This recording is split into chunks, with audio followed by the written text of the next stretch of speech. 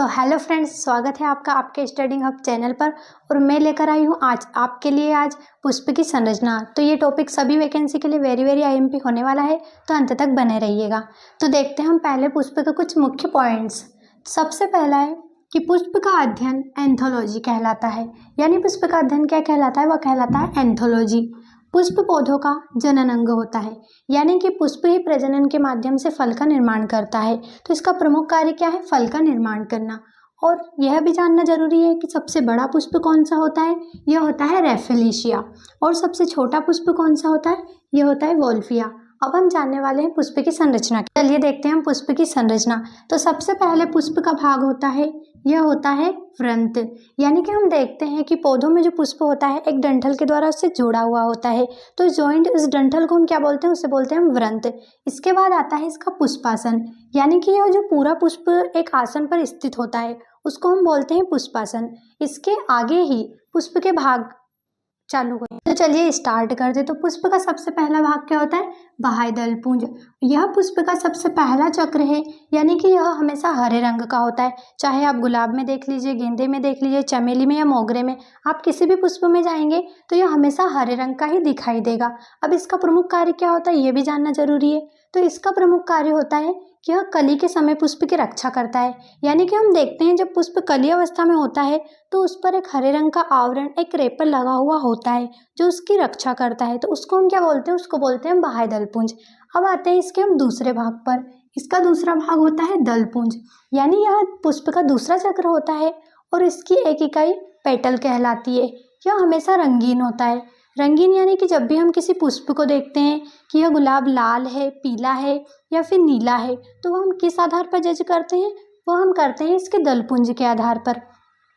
और हम देखते हैं कि इसका प्रमुख कार्य होता है कि यह परागण के लिए कीटों को आकर्षित करता है। यानी कि यह दिखने में बहुत मनमोहक होता है, इसलिए जब हम गेंदे या किसी भी पुष्प को देखते हैं तो हम उसकी सुगंध के लिए उसके पास जाते हैं। परंतु हम देखते हैं कि जो दिन में खिलने वाले पौधे होते हैं उनमें सुगंध कम और वो रंगीन और आकर्षक ज़्यादा होते हैं। और रात में जो खिलने वाले पुष्प होते हैं उनमें सुगंध ज़्यादा होती है। यानी कि उदाहरण के लिए हम ले सकते हैं रात रानी का पुष्प, उसमें सुगंध बहुत ज़्यादा होती है और वह रात को ही खिलता है। अब हम आते हैं इसके थर्ड पार्ट। का थर्ड पार्ट होता है पुमंग।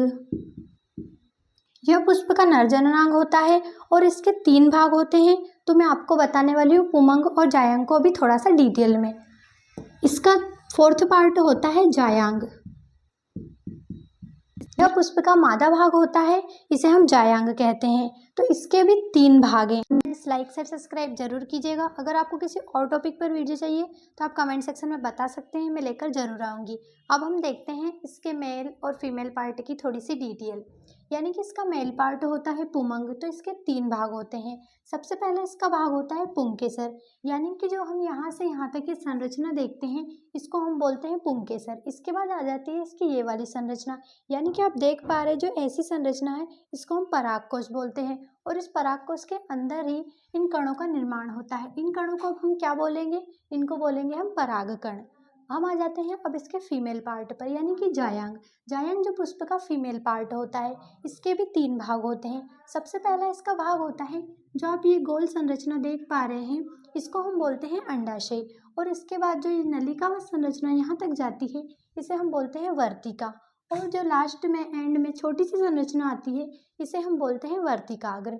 यानी कि ये परागकण इस परागकोश से निकलकर इस वर्तिका पर आते हैं, तो यह घटना हमारी परागण कहलाती है। और जब ये परागकण यहाँ से वर्तिका से निकलकर अंड कोशिका में जाते हैं तो इस घटना को हम बोलते हैं निषेचन।